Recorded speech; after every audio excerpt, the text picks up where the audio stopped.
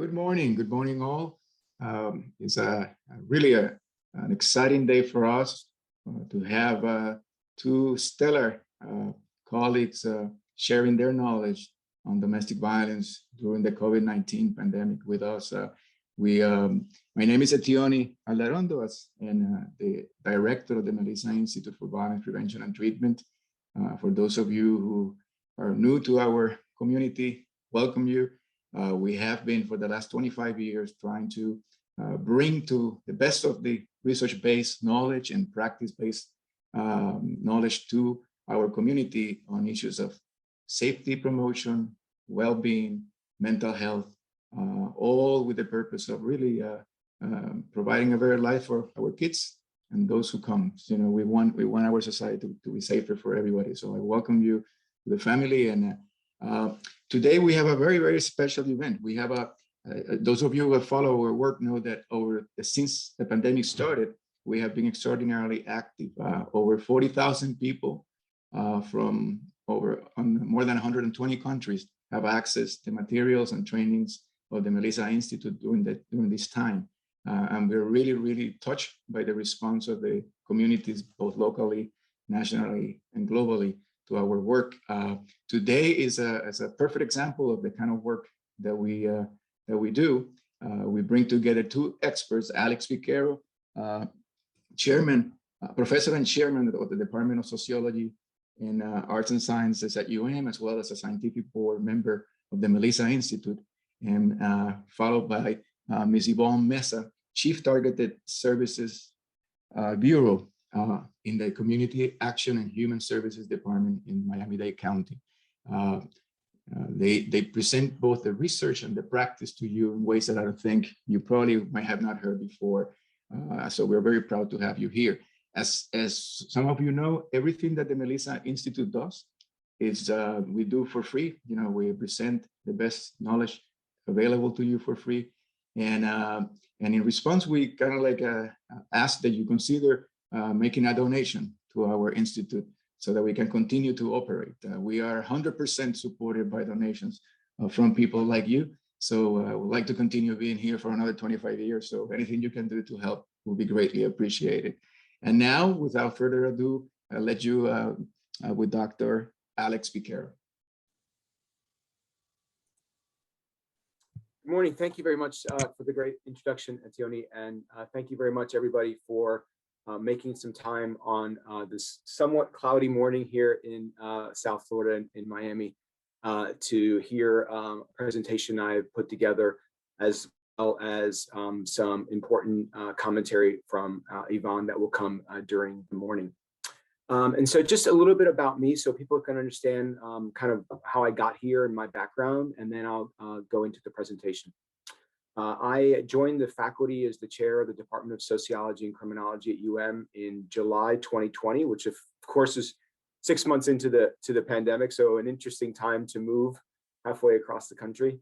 And I'm very fortunate to be here. I'm Cuban American. My mom and dad are from Havana, Cuba. And so we had been coming to Miami for a long period of time as a kid, when I was a kid. And so this is kind of a full circle personal and professional opportunity that I just couldn't pass up. During my first year here, of course, it was very difficult to meet people. You just can't walk into someone's office, and we're still somewhat in those conditions. But I was fortunate enough to run across Etiony and even humbled to be asked to become on their scientific board.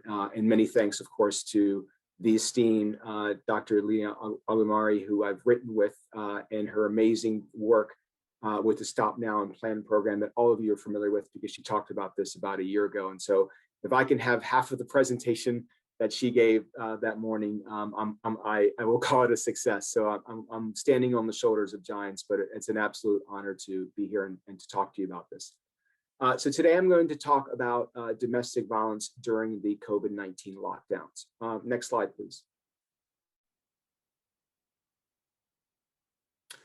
So there are a lot of possible explanations. You know, all of us in March of 2020, we don't want to go back in time to that day, but that's when a lot of cities started to lock down and businesses closed and schools closed. And what we started to see in the United States was a sharp decrease in property crime, but then an overall increase in certain kinds of violent crimes.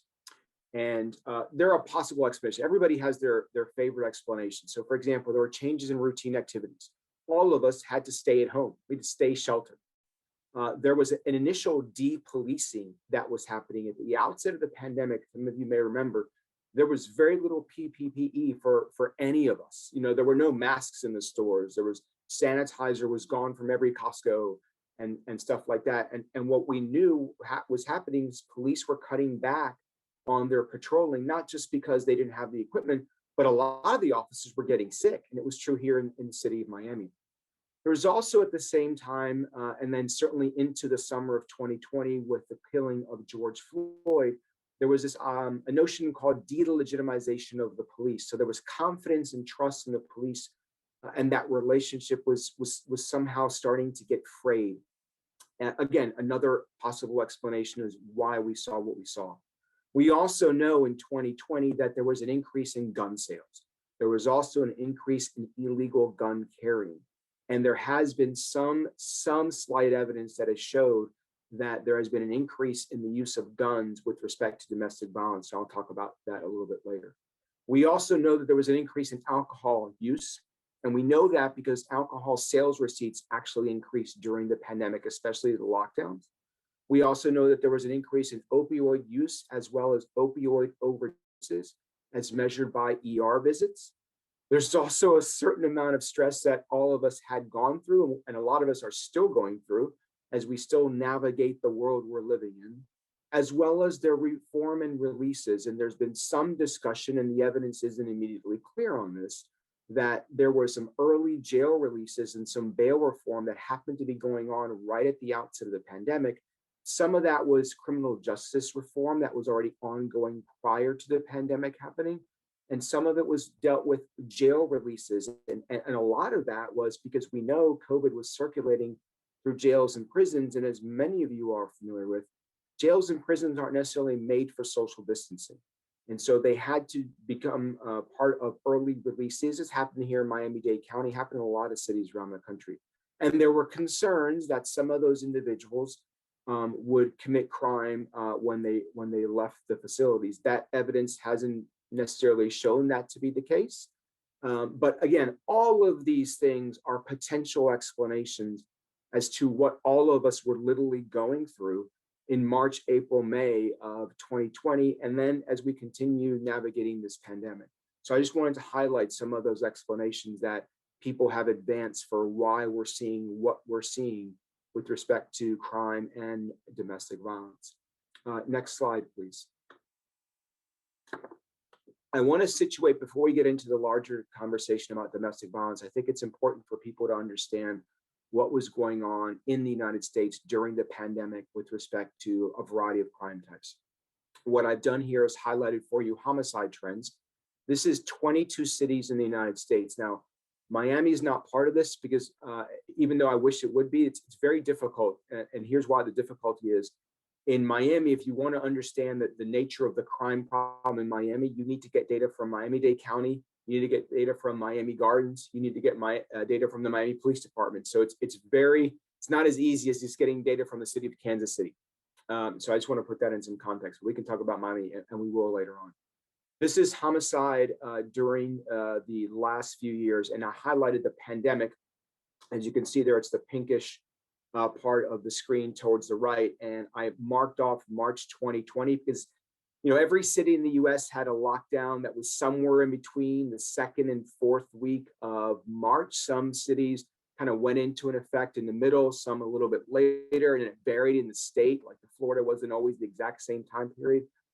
And then the restrictions started happening in different kinds of phases. But what we knew was happening by Google mobility data is we know schools and businesses were already starting to move into an online form before the official lockdowns happened. I remember where I was in Texas at the time that gyms started to close before our governor and mayor in Texas decided to shut things down. So that's March, just a little after March.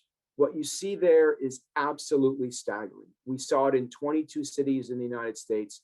We've observed this in another additional 14 cities in the United States. Some cities saw the increase much higher, like Portland, Minneapolis, Las Vegas. Other cities were not as high. In different kinds of data, Miami saw a slighter uptick, but nowhere near the size increase that other cities had. But the general average that we see here in homicide is that real big spike right in that first, second quarter. And it also coincides with the summertime part of 2020. And then we see that the standard kind of, when we look at homicide data, it kind of just does this like, like a nice wave in the ocean in terms of how we call it seasonality in our world. But still, it's still higher than we were 3 years ago, not as high. Some of the homicide trends have started to inch down in the United States, but it's more than hitting a pause for concern, given the number of people who have died, independent of the pandemic, but with respect to homicide. Next slide, please. This just gives you the sense, as I talked to you about the different cities. I wanted to give you a sense of the percent change. Now, the percent change calculation is very simple. You have to go back to your 6th grade classes, or as my friend in Canada would say, grade 6. We've reversed them here in the United States. At St. Petersburg, Florida, which is, of course, over on the West Coast, they saw a larger percent change. But you got to remember, when you have a low number to begin with and you increase that number by 2, 3, 5, 10, it makes the percent change even higher. So, you always have to bear in mind what the percent change looks like and what it's calculated on. But you see St. Pete, Austin, Norfolk, Louisville, Pittsburgh, LA, Raleigh, Nashville, Buffalo, Atlanta, DC, Philly, Detroit, all of those increased over a 1-year period. Some have gone down: Charlotte, Omaha, Seattle, Phoenix, Milwaukee. Chicago is right the same. And a lot of people go, well, wait a second, I always hear this news in Chicago. Well, Chicago has a very high base rate to begin with, and they have a lot of shootings that don't necessarily end up in homicide. And so when you see those reports on national media outlets, always put that in the context of what the base rate was before. Because if I had 2 homicides and then I go to 4 the next year, that percent change is going to be really high, as opposed to if I go from 200 to 220. So just bear in mind that when you look at the percent change, you also have to look at numbers. But the overall trend is very clear that we saw an increase in homicides. Next slide, please. And what about domestic violence? I have to thank the Miami Herald for that photograph. They published an op-ed I wrote about 10 days ago, talking about domestic violence nationally, here locally in Miami, the important work that shelters are doing, and where we go moving forward. Next slide, please. So as I told you before I came to Miami, I was in Dallas, Texas. My wife, who's the other Dr. Piquero, we are both criminologists, and when we were in Dallas, we were married and we had just gotten a new puppy. We've been married for a long time, and when the world shut down, we couldn't go to the movies, we couldn't go to the gym, we couldn't go to the office, we couldn't do anything, literally, but sit at home. And as criminologists, we thought, well, we're a little bit worried about what this may mean, because when you have people who don't have the ability to have escape outlets, or the ability to live their normal routines and lives. I mean, there was no book on the wall that said, here's what play you run, when you shut down everything. I certainly have never gone through something like that. I'm sure the majority of you have never gone through something like that, and a lot of the uncertainty that was going around. And so as criminologists, we unfortunately sometimes study the real bad in life. And we sat back one night and we said, let's pay attention to domestic violence while the pandemic is happening. At the outset of the pandemic, even before shutdowns happened, the UN minister also raised a call that said, folks, we got to be paying very close attention to what's going on around the world. And so we had and published the first study ever looking at domestic violence trends in the city of Dallas. And we titled our paper, Staying Home, Staying Safe. And we understand and we recognize and we appreciate that what we had to do with the stay-at-home orders was an absolute necessity from a public health perspective to try to thwart the spread of the virus. And so we weren't decrying or denouncing the fact that we needed to do that from a public health perspective, but we also were concerned what that would look like for interpersonal violence.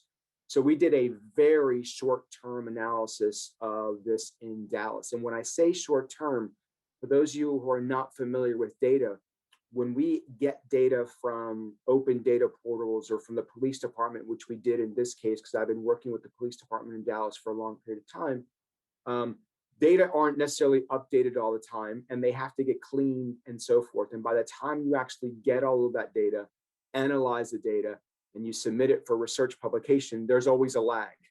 And so we purposely made clear that our work was a short-term analysis. And what we did in terms of short-term analysis is we looked at a 1-month window. What happened in the immediate first month of the lockdown in Dallas?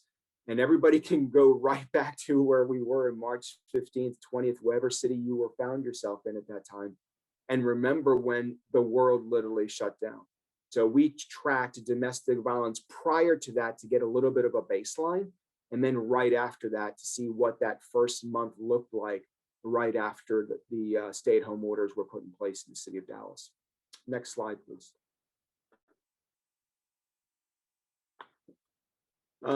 Soon after the Dallas findings occurred, which I'll highlight here a little ago in a few minutes, and I wanted to highlight this, I became a member of something called the Council on Criminal Justice, which is a nonpartisan research organization filled up of mainly practitioners, actually, very few academic folks, whose job is to look at and study crime issues. And the council was founded a couple of years ago, and life happened, and the COVID hit, and they wanted to create a commission, which is what they did, and it was run by 2 former U.S. attorney generals on the National Commission on COVID-19 and Criminal Justice.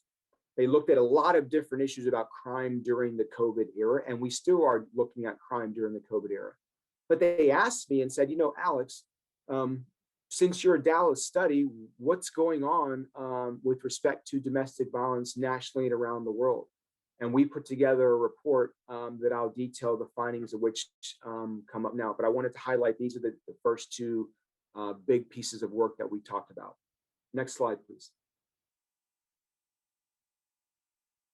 In our systematic review, which looked at all of the studies with respect to domestic violence during the COVID lockdowns, including our Dallas study, which showed an increase in the first few weeks after COVID occurred, we did what's called a systematic review.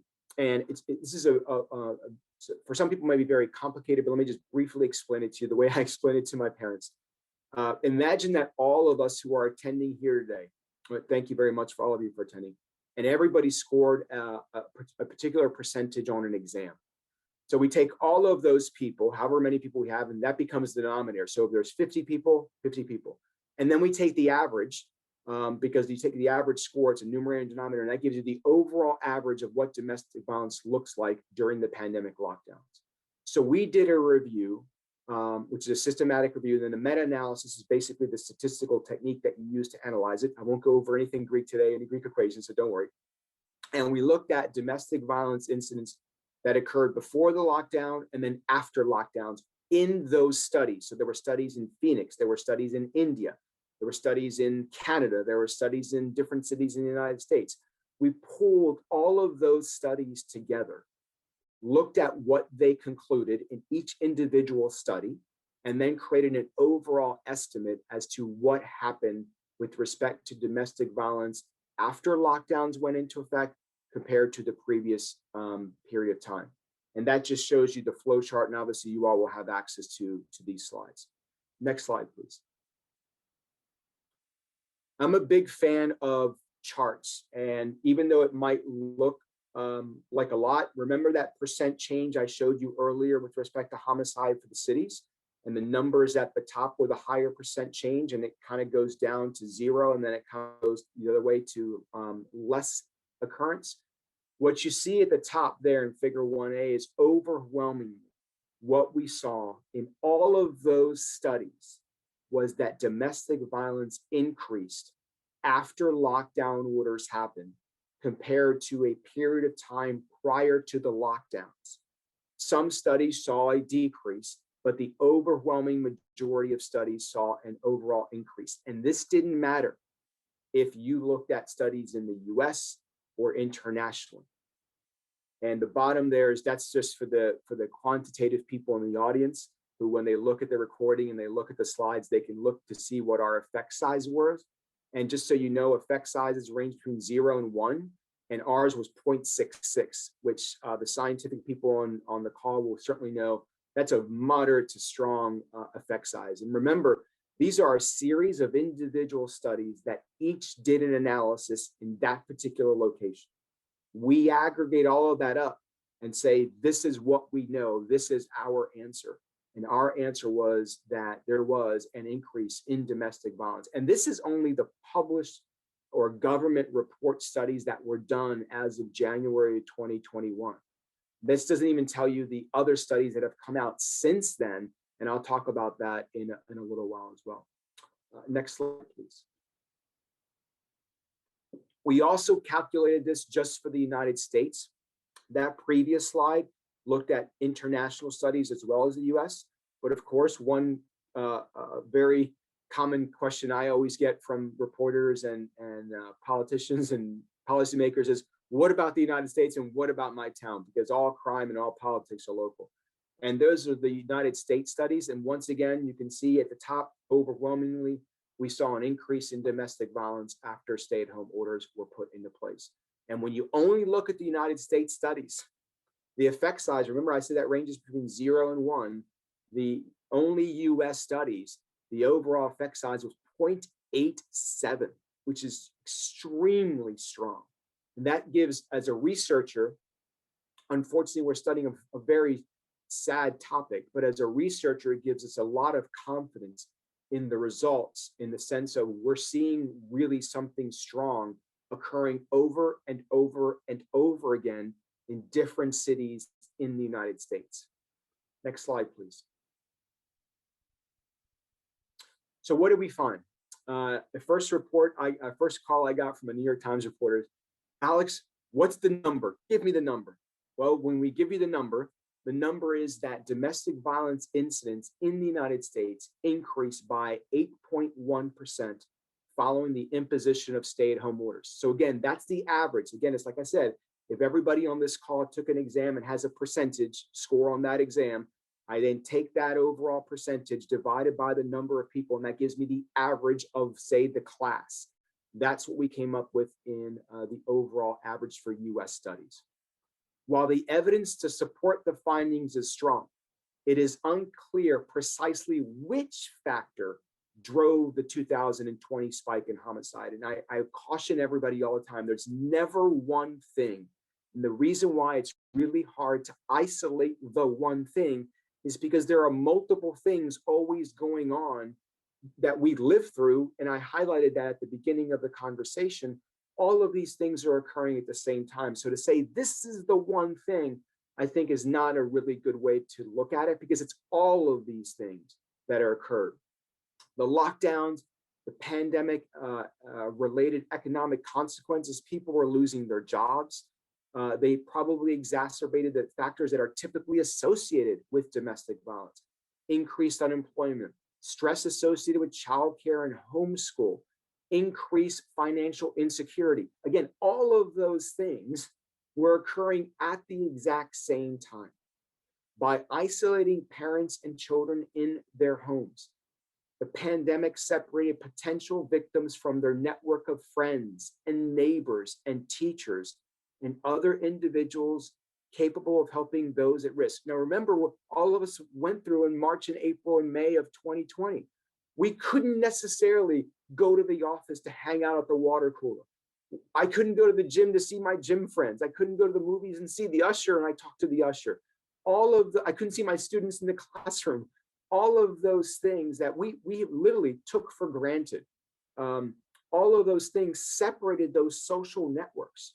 All of the kids who were taken out of school and the teachers weren't able to see them. And all of you know full well that a large percentage of child abuse cases are first detected by teachers. So there is this missing data problem that we call as to what happened in the homes. And we know one of the biggest risk factors, and Dr. Abu-Mary can verify this, we know that one of the strongest risk factors for long-term criminal involvement is childhood exposure to violence. It's a very big part of the ACE, which is the Adverse Childhood Environment Measure. When kids see violence in the home, it's a really bad risk factor for things that can happen later on down the road. So again, this was a perfect storm of all the kinds of risk factors that us criminologists and Ivon and all of you out there who work in the real world with respect to domestic violence survivors and shelters and agencies, all of this was occurring at the exact same time. And unfortunately, it led to some real serious adverse outcomes. Next slide, please. So what are the implications or the so what of all of this?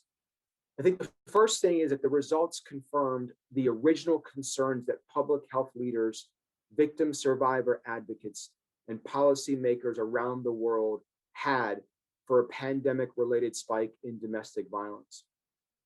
Our findings highlight the need for additional resources for domestic violence prevention and victim services. And all of you know that domestic violence shelters and agencies that work day in and day out that we never hear about on a daily basis are already resource thin, resource stretched.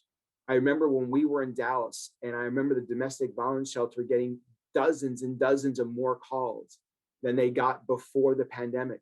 That replicated what we were seeing in the crime data, they were seeing in the calls for service data. And what shelters had to do, unfortunately, was they had to reduce their capacity because of social distancing and requirements that they couldn't staff the facilities the way they had to be staffed, given the need that they needed. So we were concerned and still concerned that a lot of individuals who were suffered domestic violence during this time period weren't able to get the necessary, whether it was medical attention or economic attention or social service attention that they needed. So we are going to need to continue to direct resources to historically marginalized groups and those disproportionately isolated during the pandemic. And by the way, we're still in a pandemic. And those who are still impacted, including older adults, women, and children with past experiences with violence and abuse, as well as those with ongoing mental illness and chronic health conditions. Next slide, please. One of the things that occurred right when our report came out, when our Dallas report came out, obviously when a study is done in one city, people in another town may not care about it. So when we were in Dallas, our research got a lot of publicity in the Dallas Morning News and NPR and local television stations. And anytime you can bring attention to something that helps not only just a conversation, but hopefully helps bring resources to those agencies. When we released our national and international report for the Council on Criminal Justice earlier this year, the New York Times picked it up. And I say that not to, increase my ego, but to say, when the New York Times picked it up, then CNN picked it up, Fox News picked it up, People magazine picked it up. And some people might say, okay, you got chuckle with People magazine, but remember, there are a lot of people who read People magazine. But the fact that our work was highlighted by media of all perspectives, conservative, middle of the ground, liberal, I think is a positive in the sense that we have this negative outcome, but it got to the attention of the media and it gets to the attention of the people in the world. And if our work leads to a conversation of people having, hey, I read this study, what's going on with your friend? Or, hey, I heard about this happening. We don't ever know the reach of our work, but it gets out there. The more people who hear about it, the better I think it is. Next slide, please. I would like to play this video, and you never know with hyperlinks, but 1 second before you click on it, you never know with hyperlinks. It worked a few days ago. It worked this morning for me. About 2 weeks ago, ABC News did a real big piece on domestic violence during COVID. It highlighted our work, but it also highlighted, and I think this is the important thing about this, is it highlighted a woman who was a survivor of domestic violence during the COVID-19 lockdowns, and she details her experience. And ABC News did a piece that went to national and to local coverage all over the country. And again, I think that these things are important, not only because I think our research needs to not just be policy relevant, but it also needs to inform the public dialogue. And so we can go ahead and play that video for everybody. We're going to need to rewind and hit unmute. Sarah, who asked that we blur her face and not use her real name, says it all began as a whirlwind romance, but quickly became a matter of life and death. Had you not gotten out when you did, where do you think you would be now? Oh, I think that I would be dead or permanently injured. Sarah says she started dating a man in 2018 and they got married a year later. Things seemed perfect. I thought we were supposed to be together.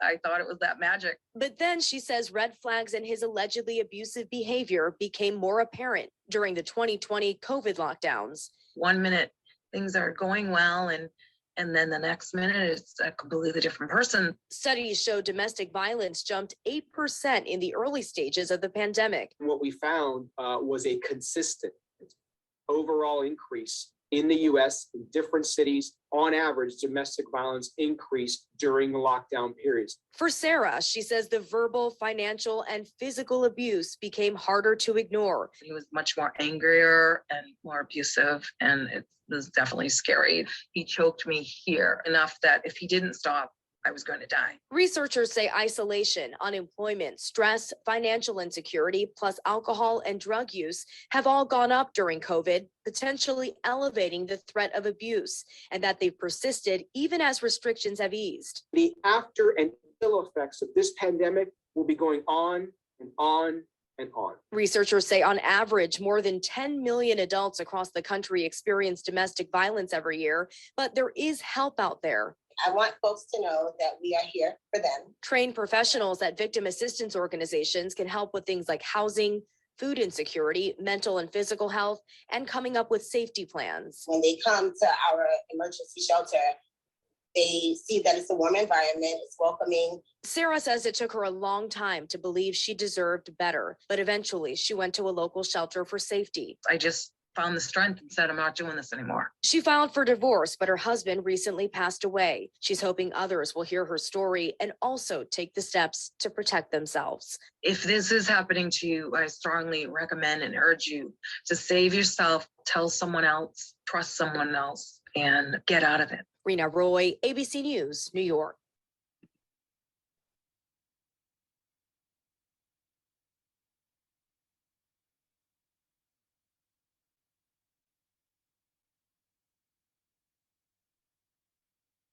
Great. Thank you for that. Before I turn to the next slide, there's, as a researcher, we always are tabulating data, looking at rows and columns in Excel files. But it's always a reminder when you hear an individual like that who went through a really horrible experience, but also has the interest and confidence to move forward and to talk to a national and international audience. When this gets replayed millions and millions and millions of times, to cast a light on a really negative experience. And again, we hope that people who see this can then just remind themselves, hey, just checking in on a friend, how are you doing? Next slide, please. One of the things that people talked about, and myself, remember I'm Cuban American, is what does domestic violence look like in other countries around the world that don't pay attention to domestic violence at anywhere near the level that the United States does, and we need to do a lot more. Secondly, where the attitudes towards abusing an intimate partner are nonchalant, and the police don't even respond to those. I have the great fortune of in my world in academia to always be surrounded by students who I learn from. I always tell my students, tell me something I don't know. And one of my students who just finished her Ph.D. here at University of Miami, Laura Etiony, and another colleague here, another student, Felicia Casanova, just published a paper looking at domestic violence in Guatemala. For those of you who have ties to the country, you know about the issues of poverty, attitudes toward women, as well as potential corruption and those kinds of things in police agencies. And so once again, we were interested in what does the COVID lockdown look like, and what does it do during the pandemic for domestic violence? Laura had been working on a fellowship in Guatemala and was able to access data from police agencies in Guatemala. And you have to bear in mind that the data are what the data are, and in the world we live in, we're always succumbing to the limitations of data. And so we just literally published this paper about a month ago, and I would like to turn to the next slide, please. I'm a big fan of pictures, and I want you to just look at the bottom picture. The bottom picture has a bunch of dots, and those dots are basically individual cases, but I don't want you to look at that. What I want you to look at is the area, the second date that's from the left-hand side, that's 4/1/2020. That's when Guatemala went into a lockdown. Guatemala's lockdown lasted a lot longer than our 2-3 weeks lockdown here. Guatemala was in a lockdown from April until October. So that's that kind of middle part of graph B there at the bottom. And there's a line that you'll see that's kind of in all those dots, but look at that line. That line is going up, up, up, up.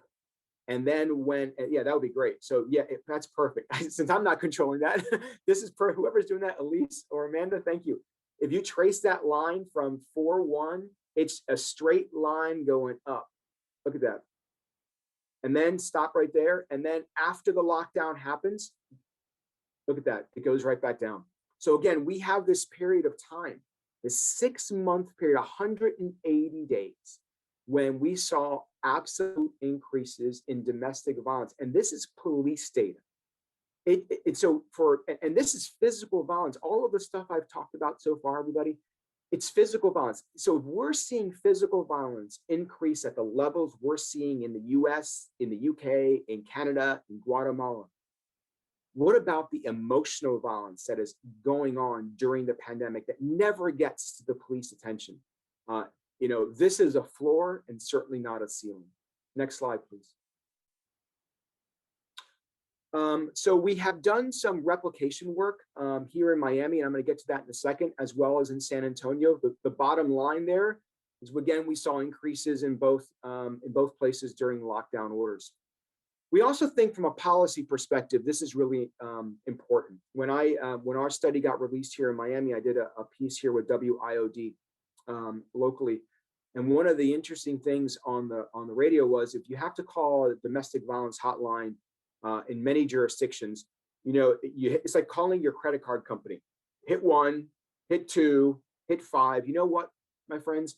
When there's a victim, a survivor on the other line of a phone, they don't have 15 minutes to hit a bunch of numbers. They need to talk to an individual like immediately. One of the things that's happened is there are now apps that, this thing is a great thing and can be a bad thing, but in terms of domestic violence prevention, there are apps now that you can download for free that you literally hit a button, and that button sends signals to either your friends, the police department, domestic violence shelter. Again, it's to get an instantaneous response for the individual who's being victimized. So that's one low-hanging fruit. I call them policy implication.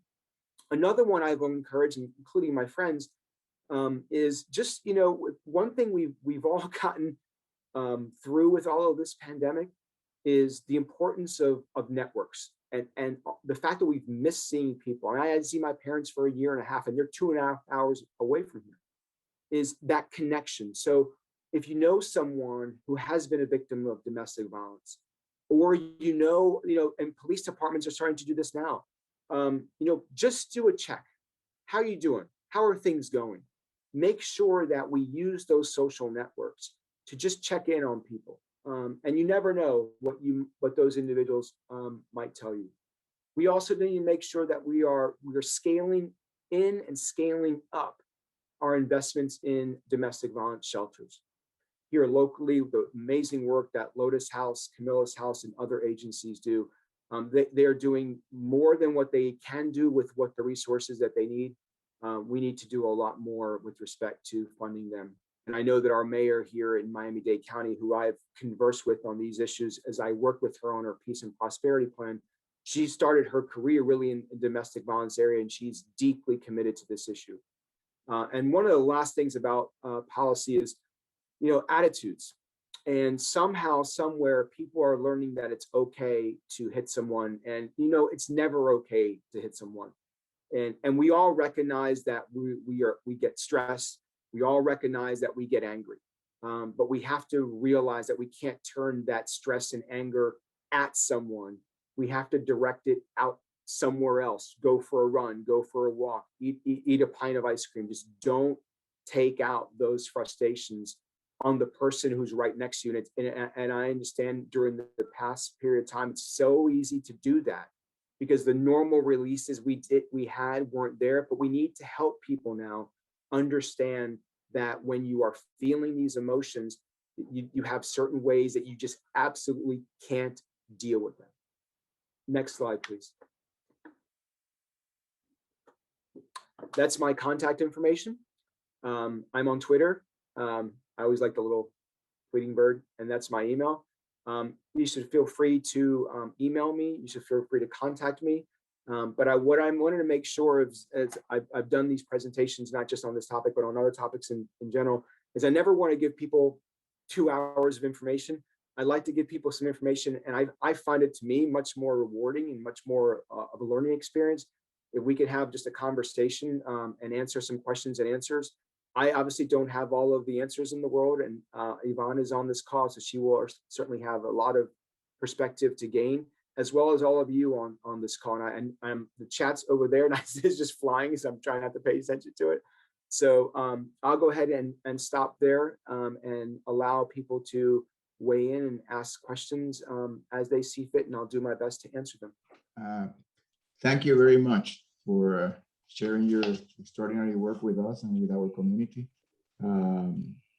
It's really moving to know that in the midst of all this crisis, you had the fortitude and the determination to go and get the data and share it with the world. Thank you very much. I see Ivon face there. Ivon, you want to chime in? Hi, good morning. And first of all, what a wonderful presentation, Doctor. It's a pleasure to see that, from all different angles, we're all looking at the same phenomenon, and that we're putting our time and energy into becoming better educated and becoming more aware of those things that are so important to the community at large. And thank you very much, Dr. Aldarondo, for the opportunity to be part of your wonderful event, and therefore be part of the wonderful Mesa Institute that we love and respect so much. Well, I basically concur with everything that Dr. Piquero explained before.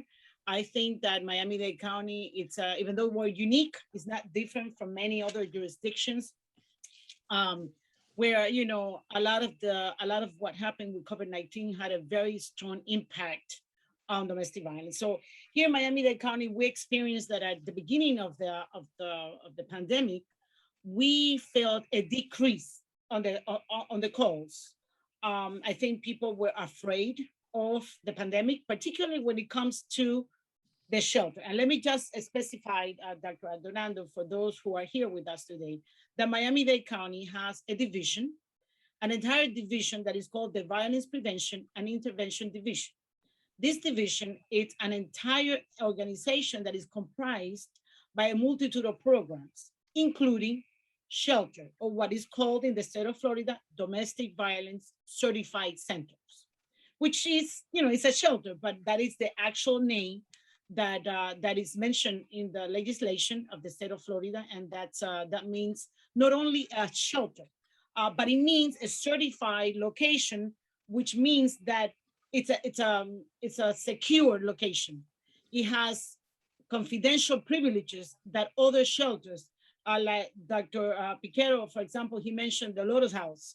We work very closely with the Lotus House. The Lotus House is a shelter, but it's not a domestic violence certified center. So I just just for the benefit of those who are here with us, I want to make sure that that distinction is clarified. So a shelter, it's any place where, which is used for the purpose of housing individuals. It could be homeless individuals, it could be victims, et cetera, et cetera. A domestic violence certified center is a center that is protected under the state of Florida, and where the employees of that center have communication privileges, again, provided by the state of Florida. So that is the situation of the Violence Prevention and Intervention Division. In our division, we have what is normally known around the country as a Family Justice Center. Here in Miami, it's called the Coordinated Victims Assistance Center. And really, it is a one-stop center where, particularly here at CVAC, we have 39 partners that are co-located in the center, and we all work together with the family, with the client, to make sure that that victim becomes a survivor.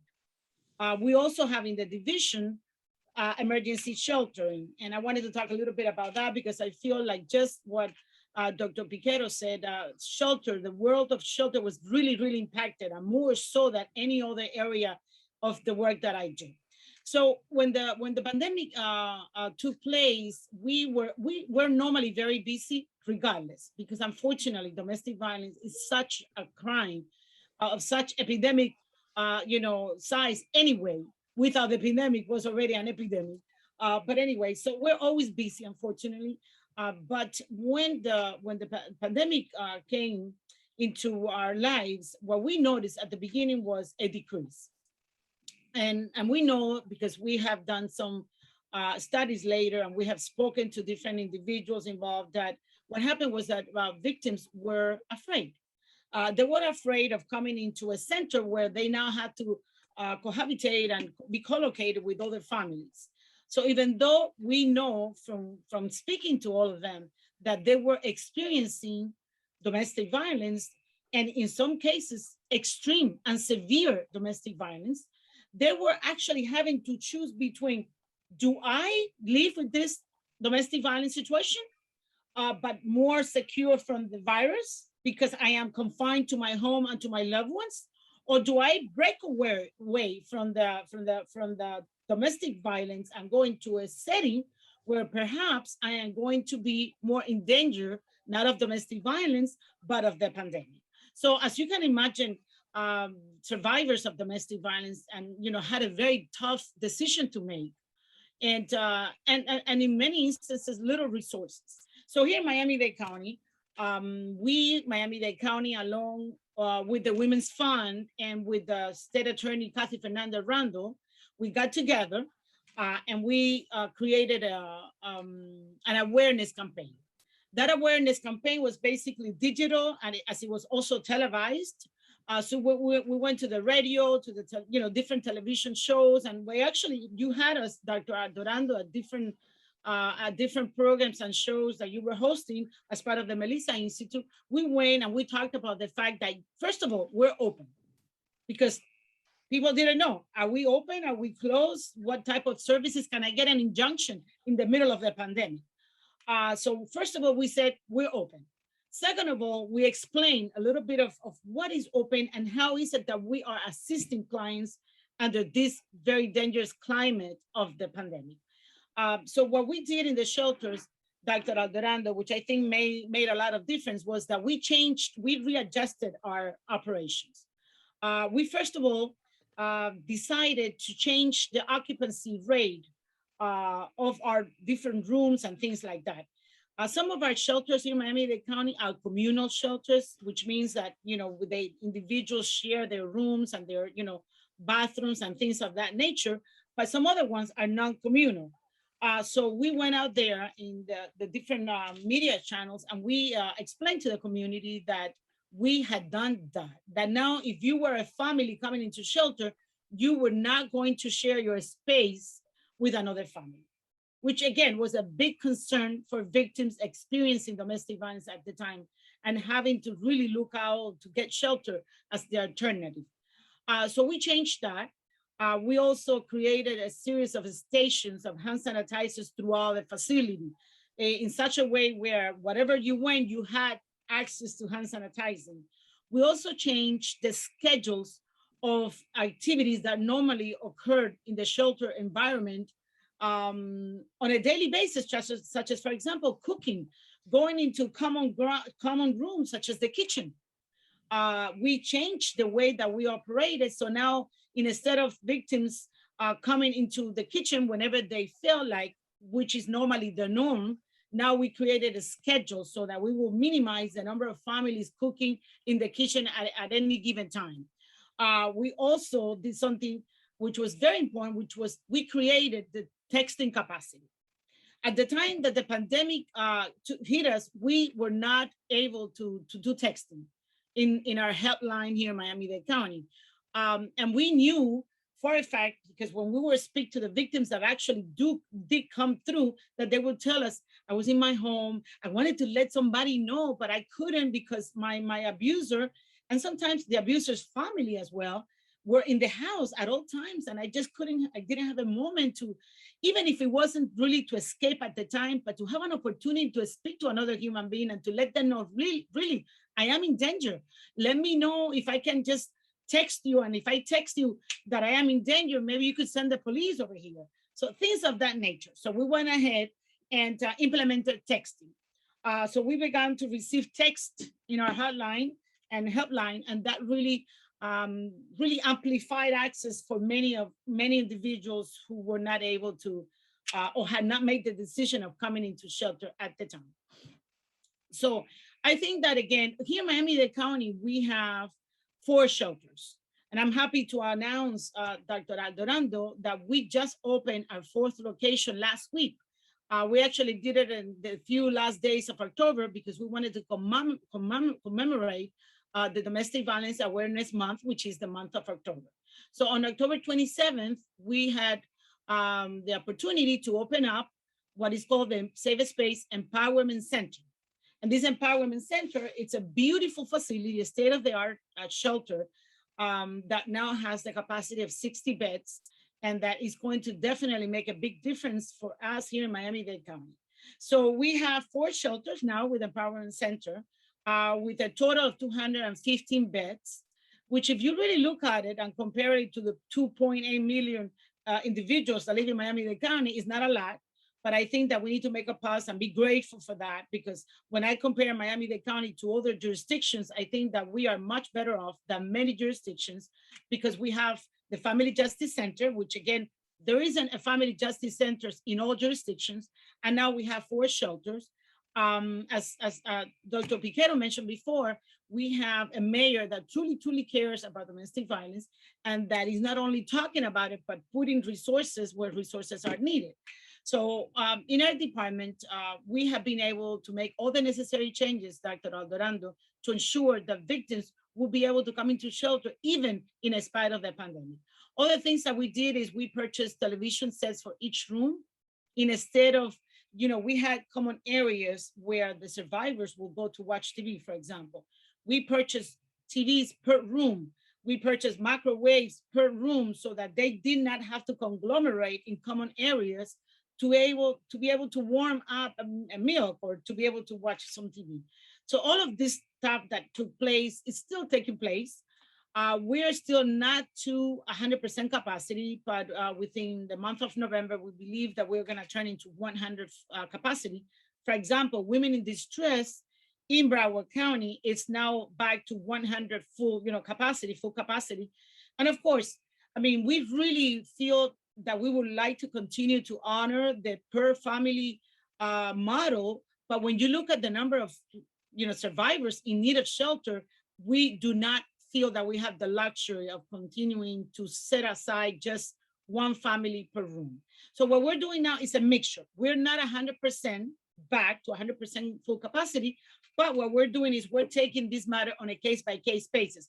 For example, if I have a family of mom and son, for example, in a room that is really designed for 8 or 6, we're not going to fill up the room with the 8, but we may fill up the room with another family of 3, trying to give some space so that they don't have to share any type of bedding, but at least having one bed in the corner and another one in the other side, but we have now for the last month begun to mix families with some social distancing still being part of the equation, but understanding that we don't have the resources to simply continue to just put one family per room. So all of this, Dr. Aldarondo, all of this has created a lot of opportunities for our victims. I had to report to you that with the exception of the Empowerment Center, we are 100% to full capacity at this point. I also wanted to touch briefly upon what is called transitional housing, which is part of our division as well. When we talk about shelters, we're talking about what is called emergency shelter. An emergency shelter is basically what it says. It's shelter provided to victims and survivors on an emergency basis, which normally it could oscillate, but it's normally between 6 to 8 weeks of refuge. Now, when it comes to transitional housing, that changes a little bit because transitional housing is more of a long-term situation. Even though it's still transitional, it's not emergency. So here in Miami-Dade County, we have two ways in which we accomplish transitional housing. There are two models nationally known, which is one is the scattered model of transitional housing, and the other one is the cluttered model of transitional housing. The scattered model, which we are pursuing at this time, we're exercising at this time, is we have clients that they go into the community and they find locations, apartments, houses for them to live. And what we do is we work with the landlords and we pay for their rent. While they are in transitional housing, we are still providing services, providing support assistance, but they get to choose the location where they need to live. Now, when we switch to the cluster model, we also practice the cluster model here in Miami-Dade County, and we do it through a program that is called In Transition, which In Transition is a program where victims can stay up to 2 years. While they're at this particular program, Dr. Aldarondo, they really don't pay rent. They pay a rental fee, very modest, very low. And basically it allows them to live in these facilities for up to 2 years. Now in these facilities, this is not communal living. So they do have their own apartment that they're able to enjoy it, and they have privacy and so on and so forth. And they're able to stay there for, again, up to 2 years. Some of them are able to move into other alternatives before that, but not all. We also have, Dr. Piquero had mentioned about apps. I wanted to concur with him, just a note aside that we also are working with an app that is called Crisis Go, which allows you to, it's like a panic button kind of concept, but it's something that you wear, we can wear it.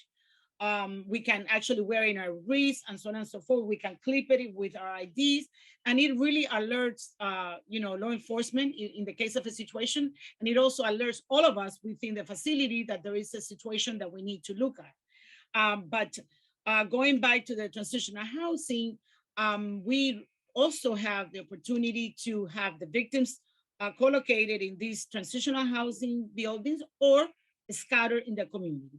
Now, which one do we use and for whom? These are all questions that are very important to take into consideration, but it's really a combination of factors that are taken into consideration before we make the decision of placing someone in a scattered transitional housing or the other model. And basically the biggest issue is to look at the family. We need to understand that victims and survivors of domestic violence come in all types, shapes, and forms. We cannot apply the same thing to everyone because everyone is different. So sometimes we work with families, with victims that are more into, they're closer to being independent and they function independently very well. They just, they have an element of fear because that's what we're talking about. We're talking about domestic violence and we're talking about being hunted down by an individual who wants to kill you or your kids. So we look at all the different dynamics of the family, and sometimes we feel that we need to recommend you're better off staying in one of our buildings with our security, because we have security 24 hours a day, 7 days a week, and with our support system in place some other survivors are more independent already. They're ready to be more on their own. And so they select to go into the scatter model in the actual community. So everything depends on the family. And definitely I cannot stress enough the importance of looking at each family individually and creating safety plans that are adjusted to the necessities of the families in question. Because again, everyone is different. And so when it comes to domestic violence, so many elements. I know that Dr. Piquero and you, Dr. Aldarondo, we know that we cannot talk about domestic violence without briefly mention trauma and the impact that trauma has in the lives of our survivors. It's very easy to say, and this is something that we all hear sometimes, why don't they just leave? Like if they really had the opportunity to leave, when in fact we know that trauma can really cause a victim of domestic violence to really become paralyzed and become unable to make that decision of leaving the abuser due to fear, due to lack of resources, due to an endless list of things that will keep a victim in place in an abusive relationship. There are some cases that are really inexplicable. I mean, to me, they're all inexplicable, but some have a different level of violence. And, I don't know if you all heard in the news 2 or 3 weeks ago, we had there was a case in Miami-Dade County of a lady that was actually tied to the pickup truck of the abuser. And he went off in his car, dragging her on the back as if it is an object. I don't even know what you would do that to, but she was dragged in this fashion. This is something inconceivable. Who would do that? But someone did that 2 weeks ago in Miami-Dade County. Actually, it was not in Miami-Dade County, it was in Monroe County, because this client lived in the Keys, Isla Morada, but actually was airlifted to Kendall Regional because of the trauma received, and we began to work with her. But just like that, there are thousands of cases, thousands of victims, thousands of children who are in situations where they're having to see their dad abuse their mom. And how can they go to school the next day? And how can they get A's? And how can they perform a normal life? How can they not be traumatized by what they have seen? So I think it is time for everyone to realize that domestic violence is a major crime. And it is not something that women pick because they like, but it's something that affects every fiber of humanity. And it affects you in so many different ways where you become paralyzed and therefore you feel that you have no resources. And we know that there are resources, but they're not available to every single victim at any given time. So we need to continue to work together as a community from all the different levels of engagement to make sure that we eliminate domestic violence. And just like we talk about domestic violence, sexual violence, and human trafficking, and the list goes on and on. And as you know, Dr. Aldarondo, if you don't tell me to stop, I will continue to go on because you know how I feel about this. So I am going to pause for a minute and see if there is something in particular that you or Dr. Piquero or anyone would like me to address. No, Ivon, this is just perfect. It's perfect. And you're highlighting the need. Really, this dialogue, this conversation between data and research and advocacy and practice is what we need. For too many years, we have dismissed the knowledge and the voice of the advocates. For too many years. And all of a sudden, the pandemic has hit us in the back of the head, telling us, guess what? They were right. They know really what's going to affect the life of the woman. They were predicting it before wise researchers like Piquero decided to go and look at the data. So I think it's wonderful. Alex, what is your reaction? Yeah, I just want to say what a treasure and resource Miami-Dade County has with Ivon. That was just remarkable. You can keep talking for another 20 minutes for no, seriously. I mean, what you and your team are doing is, those are the kinds of game changers. If we can just scale that up, and obviously we live in a world of finite resources, but I'm glad that you talked about the capacity issues and the real struggle that we have, but also about the transitional housing and, because the trauma that these people experience, and the kids experience, we don't measure that stuff well. And my worry is that, domestic violence was a pandemic beforehand, but now we have a pandemic within a pandemic. And the long-term consequences of this is what I worry about for kids. And, they lost schooling, they lost social skill development, they lost their friends. How are they dealing with this? And then how are they dealing with what they experienced in the home? I worry about the long term of that, the 5 weeks from now, the 5 months from now, the 5 years from now. So as much as we can continue to bring attention and resources to this issue, and the more we can pay a lot more attention to our kids and just assume, hey, everybody's back, life's normal. Not so fast. So I'm really glad that you brought up those issues. It was fantastic presentation. No, I just think it's phenomenal that first of all, that you moved to Miami. Because now we have you a local here, and we are going to bother you, that's for sure. So no, I think it's phenomenal. Dr. Aldarondo and myself, we have done a lot of work together, and we are now looking forward to start also having the next conference, the men conference that Dr. Aldarondo and my department have been putting together for a few years, where we make a call out to men. Because, historically, the issue of domestic violence being a female matter, I think that that is what we are aiming for, to really make everyone understand that domestic violence is about it's about humanity. It's about respect and civil rights, and it's about the most fundamental necessities of the humankind. And I also like to dispel, Etiony, the whole issue of people thinking that victims of domestic violence are individuals that are a certain caliber of socioeconomic levels and so on and so forth. I have to tell you that we have done injunctions here for attorneys. We have done injunction here. We did an injunction for one of our judges one time. We have done injunctions for every single profession you can think of. Because when it comes to domestic violence, remember that when we are born and when we are raised, we're never told to be careful and to protect ourselves from our husbands or our boyfriends or our significant others. That is not a conversation that takes place normally. Now, of course, those of us who are in this field, those conversations, we do have ample of them. But when I speak to other parents, which I normally do, I do a lot of workshops for parenting and all type of workshops. I always emphasize on the fact that we need to talk to our children about what a healthy relationship looks like. Because if we don't, guess what? Somebody else will. And what they will be taught will be wrong.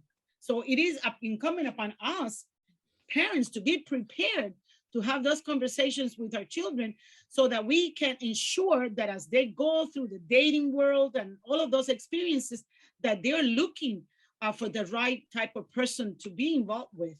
Because I think that the phenomenon, there is always a period of time, and this is something that I always feel that I need to mention, because this is actually very promising in that domestic violence has a period of time in which it hasn't fully materialized.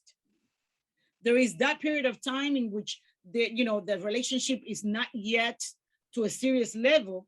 And that is the time where we need to be very observant of the behavior of this individual, women and men, by the way. Let's also dispel that really quickly.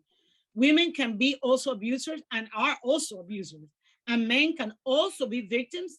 And I speak to them all the time. So that is something that we need to put aside, that entire thing that men are not victims. That is not true. And I'm here sharing my testimony of that, having worked with many male victims.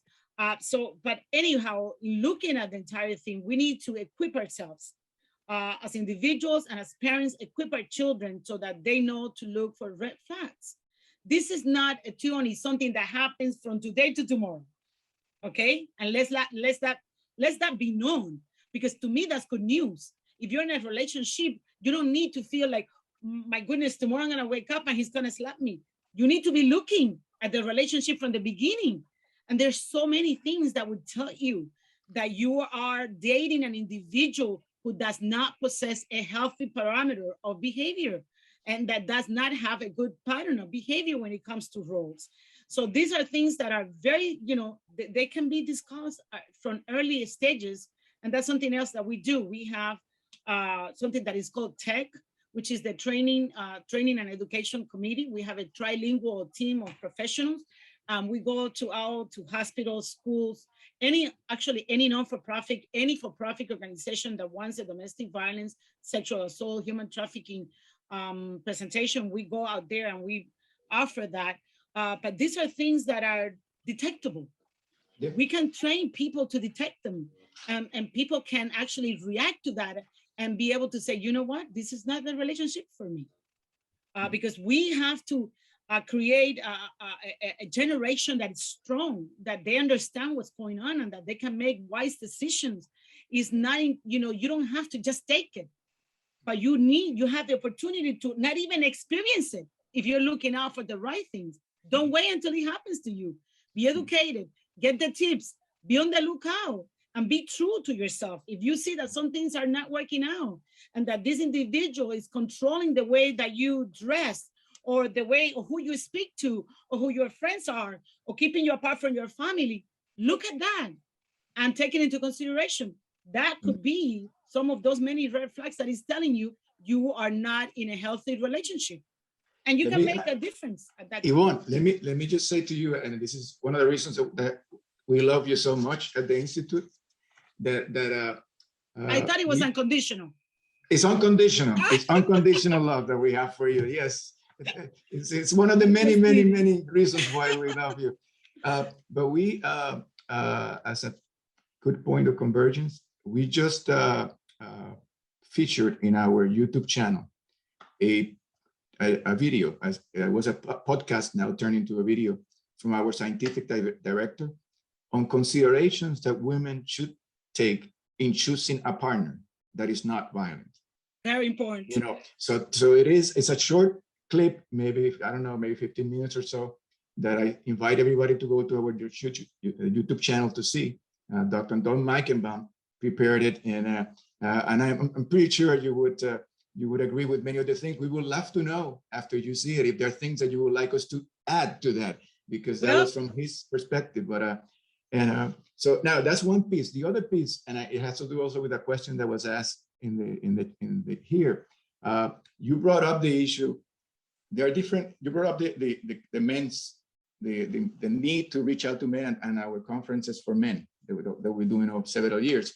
And Alex, when you talked about the policy implications, in this particular case, and there was nothing in there that had to do with outreach and support for men. So during the pandemic, early on, we had Juan Carlos Ariane from Futures Without Violence come to, and I a friend of mine, I asked him, what did he think about this? And what is it happening for men during the pandemic? And he reported on data that is being collected by a group called Respect in England. They had set up one of the few hotlines for men to reach out for help in the need of in any moment of crisis. And their requests for assistance during the pandemic spiked up. Men were calling for help. They were really trying to get something. So the resources, obviously, and the services for victims it's always been underfunded, and we need to do more and better and be creative in the way that you have been with the use of resources.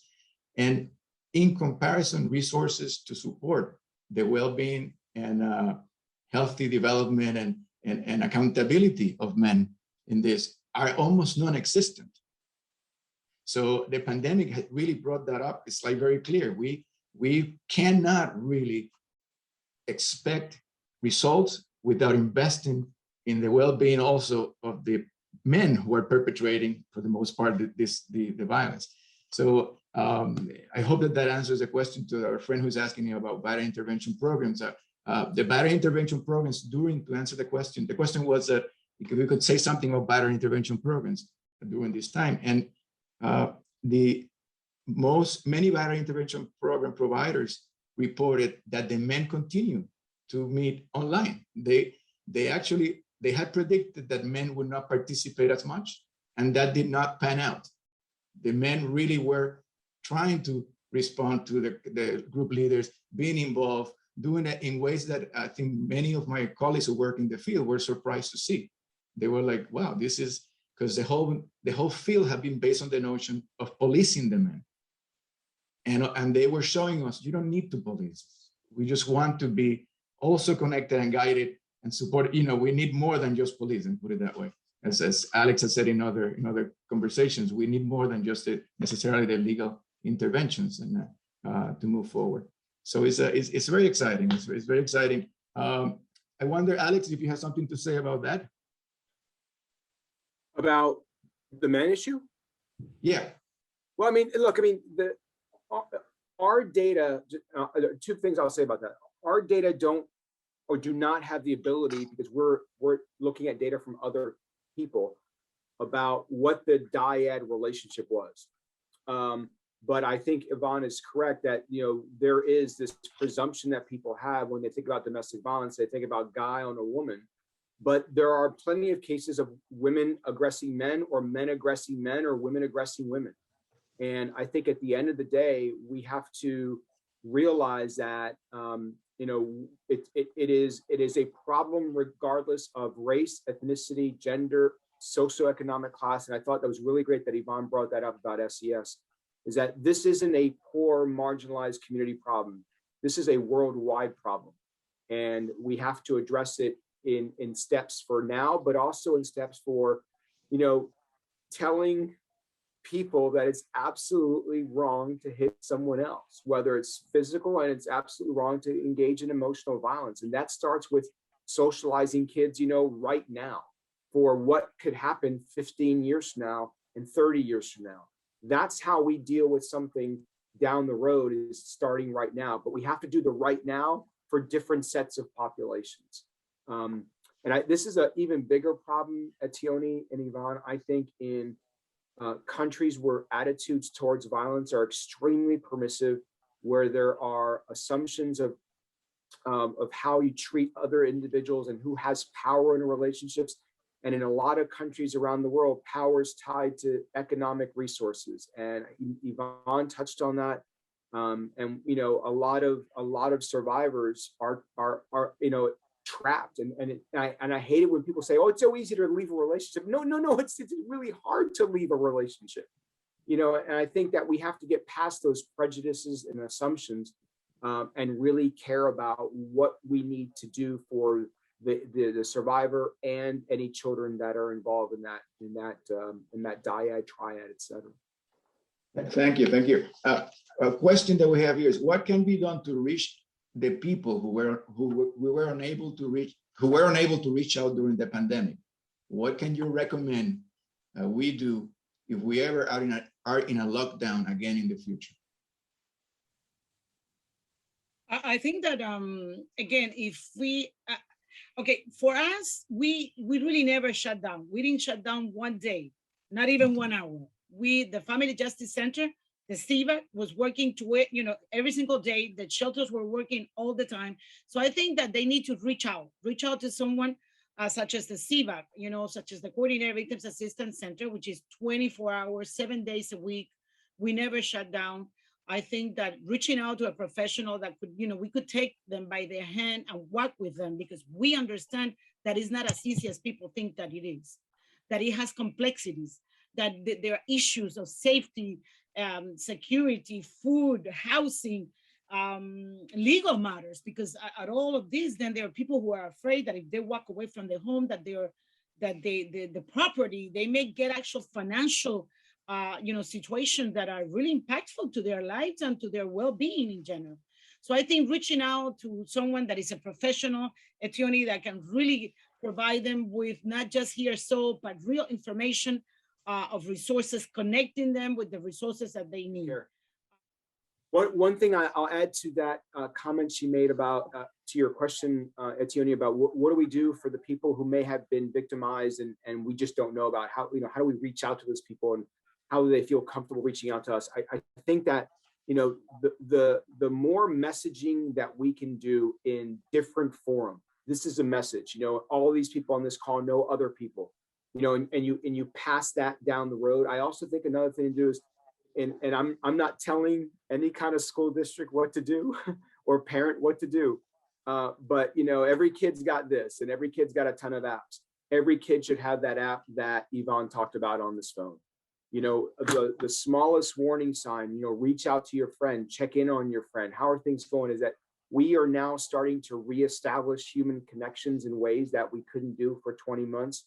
I think that should be a call, a reminder to us that, people may not be exhibiting the signs, but a simple question sometimes can, unpack something that then we can bring that individual or take them to the kinds of resources that they need. So this is just about us not necessarily being involved in people's business, but us as people caring about one another. I do it with my students all the time. How are you doing? How are things going? And sometimes you get, I'm fine. And sometimes you might fall onto something. And if you can fall onto something and you help one person, that's what we're, all of us on this call are in the business about, improving the human condition. That's what we care about. In different ways, we're all addressing this issue. There's, I saw in the chat, there's an organization in Fins in Tampa who joined. They're working in an important population there. We're working in different ways here. I think the more we can just, get this message out, and I think we're doing that very well, the better off we will be over the long run. Beautiful, beautiful. Let me ask you, we have another question here, but and it speaks to my the researcher in me too. And so you have access to all this data from the incredible, that document this 8.1 increase, percent in rate of domestic violence. What do you have data or anything that speaks about the districts or cities or countries that beat the odds? Do we know anything about those places where violence did not spike? And do we know anything about why? Yeah, so the norm at Etiony is that things got worse in most places for violence and domestic violence. Mm-hmm. There are lessons to be learned from what was happening in some cities or some areas that didn't experience that. Okay. I think that, the hard part is they're few and far between. Miami's, as everybody on this call knows, Miami's a unique place. Miami, and I'll use Dallas as a comparison, is Miami and Dallas are almost the exact same population size. Miami has 1/3 of the number of homicides Dallas has. So it's astronomically different. And so I think one of the things that you can, even though we have homicide in Miami, I'm not minimizing that, of course, is that what is it about the community here that makes it different, right? We have a very vibrant immigrant community. And we know very well that immigration is a very big preventive barrier against violence, even though there's a popular consumption among some people in the world that immigrants in general and immigrant communities actually result in more crime. That's absolutely blatantly false. In fact, just the opposite. And so I think one of the things that we are fortunate to have here in the city of Miami are these communities that are very, not insular, that's not the right word, but they're very family centric. And I think that acts as a very important informal social control barrier that we have here in our city, fortunately. And we also have here, you just reminded me of a fairly well implemented gun violence group, kind of like intervention, that actually our scientific board member, Wayne Rawlings, directs, and we were proud to participate in helping train some of the peacemakers prior to the pandemic on issues of trauma. And if you look at the homicide rates in the areas served by that prevention program, is significant. It was a reduction during the pandemic, not an increase. It was a reduction, which is really interesting, those types of gun violence interrupters or gang violence interrupters, it's kind of using, trained professionals, social workers, in some cases, ex-offenders, to actually work in the communities to talk to at-risk youth. I mean, we're trying to deal with this. We're trying to deal with the fact that we don't want the fight that starts nowadays on this to turn into a use of a gun on the street. And so when we try to intervene, we're trying to get kids, and all of us are trying to do this all the time. And, you know, Dr. Aguinari spent her entire career trying to get kids to learn impulse control. So we're trying to get kids to step back and say, no, you know what, this is not the way I'm going to solve this problem. And a lot of kids don't think about it. You know, they're not thinking about, you know, being our age. They're thinking about today, right here, right now, and not thinking about the consequences of their actions, whether it's domestic violence or gangs or homicides or whatever have you. So that's why we need to do that kind of stuff now, the prevention now, so we have less of a need to do intervention 10, 15, 20 years from now. You know, that's why there's short-term, medium-term, long-term prevention, intervention strategies, police, non-police. You know, I think that we're fortunate enough in this city to have a great mayor who understands the importance of using science to inform policy that addresses the issues more generally using multiple sources and multiple avenues of prevention and intervention, but also recognizing that this doesn't get fixed tonight. And us as, you know, when I take off my criminology hat and you take off your scientific hat, you and we're just people like everybody else in this county. We care about the same kinds of public safety, you know, educated populace and so forth. So we're fortunate to have that kind of leadership, and we hope that not just gets sustained, but improved over time in our neighboring communities as well. Fantastic, fantastic. I want to echo your sentiment and Yvonne's sentiment, how lucky we are to have some of the resources that we have available and the leadership that we have now behind it that are pushing the envelope and helping us refine services. I think in the context of the recently approved Peace and Prosperity Plan for the city, this is really it's a major accomplishment. If the audience, members of the audience are not aware of that, go and we'll list it for you when we put this information on the YouTube for you to have access to the plan. Is one of the best attempts that we have had in a very long time in this area to really deal in a proactive way to improve the conditions that are toxic to people's lives and that really lead to violence. So it's really about trying to prevent the violence at the roots. And I think encourage you all to read it, understand it, and see how you could be part of that, because I think we all need to be part of that plan to promote peace and prosperity. Looking at some of the questions that we have here, this question is do the authorities have the ability or knowledge to recognize situations where a child, a minor, is the main perpetrator? And so it's a question. It's a tricky question, and you know, because it's a turning issue. Yeah. Yeah. So there's multiple avenues. I mean, teachers have a reporting responsibility when they suspect something has occurred or is in the process of occurring. And you know, police, on the other hand, are more response oriented. And so it's multiple ways of learning about an incident or being referred to an event where something is happening. I will say this on that issue about police. Domestic violence calls are some of the most dangerous calls police officers ever respond to. And the problem with that is that they don't know what's on the other side of that door. You know, they don't know if there's alcohol or substance or weapons or who's doing what. And they have limited information because they get a call and it says domestic violence incident at this address. And that's all they have to go on. So we have to be, you know, very cognizant of the fact that, you know, police officers aren't necessarily trained social workers, not trained necessarily in dealing with these issues. They're trained, you know, in a broad sense. But we also be mindful of the fact that they are walking into really dangerous situations, which they do every day of their lives, but even more magnified on domestic violence situations. But teachers are an extremely important front line in identifying children who either they have seen signs of abuse or they suspect that there are signs of abuse. And then they have a reporting authority to follow a chain of command.